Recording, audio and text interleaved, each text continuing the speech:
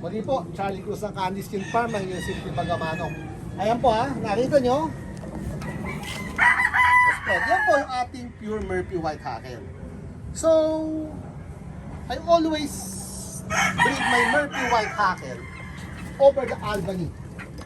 Baka makawala. Over the Albany. Magkatapos, yun ang gagawin kong materials. At the same time, inilalaban ko rin. Dalawa yan. Ito pa yung isa sir. Paki-focus yung kapatid niya. Kasi po, nag-aaway sila, kaya inihiwalay ko. Okay? Ito yung kumakasa sa kanila. Dalawang pen kasi ginagawa ko itong ganito. Isang apat, isang dalawa. So, nagtapalitan po yan. Ito yung broodcock na ginagamit natin dyan. Ito naman po is pure Albany. Yan ang broodcock ng ating Murphy White Hackle. Pinapalit lang yan. Ano ang kasama ng ating Albany dito? Lagi naman tayo, Cardinal Club Kelso. Pero for this year, meron akong ginawa. Ito, isang pen na to. Boston Roundhead, cross sa Kelso, ang mga pullets na ginamit ko para sa Albany. Gumawa ako ng isang pen na ganon.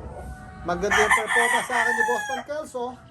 Pero gusto ko pa magkaroon pa ng konting ring sabi, saka medyo nagpapatak ng hataw. So I put in my Albany. So yan, isa yan sa experimental mating natin ngayong taon. Very promising, sana maganda yung palabas. Okay? Ito naman po, ang isa sa mga ginagawa natin pa, sa puti naman natin. Yan. Kita nyo to. Puti! Ito po mga puti na to, lahat na to, yung babae ay 31/32 na Slim Benoy Silver Bullets. Then, ito ay mga inahin po ito ha, mga inahin po ito na hindi pa naglugon. Tapos yung stag naman natin ay pure na Albany.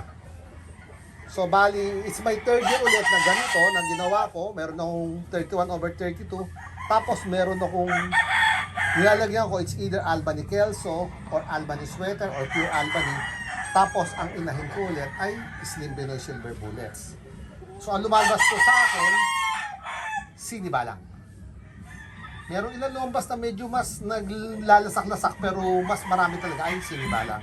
So happy tayo dahil napansin ko mas gusto ko po yung away nila medyo mas may gigil ng konti. Yan po ha.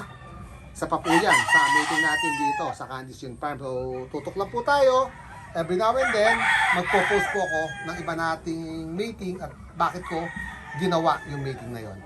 Maraming salamat po. Muli po, Charlie Cruz po, ang inyong simpleng magmamana.